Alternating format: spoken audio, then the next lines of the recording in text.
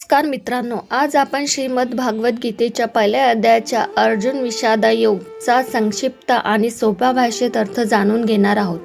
या अध्यायातून आपल्याला समजते की मोह आणि भावनामुळे आपण कधी कधी आपल्या कर्तव्यापासून दूर जातो. चला आता या प्रेरणादायी अध्यायाचा सारांश पाहूया.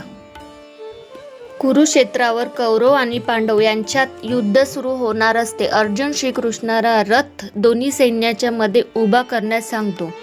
समोर त्याला स्वतःचे गुरु, आजोबा आणि नातेवाईक आणि मित्र दिसतात. त्यांना मारण्याच्या विचाराने तो अत्यंत दुःखी होतो. अर्जुन म्हणतो की अशा युद्धातून मिळणारे राज्य, सुख किंवा विजय त्याला नको आहे. त्याचे मन खचते, हात थरथरू लागतात आणि तो काढीव धनुष्य खाली ठेवून युद्ध करण्यास नकार देतो. मुख्य संदेश: जीवनात मोह, माया आणि भावनामुळे माणूस आपल्याला कर्तव्यापासून विचलित होऊ शकतो.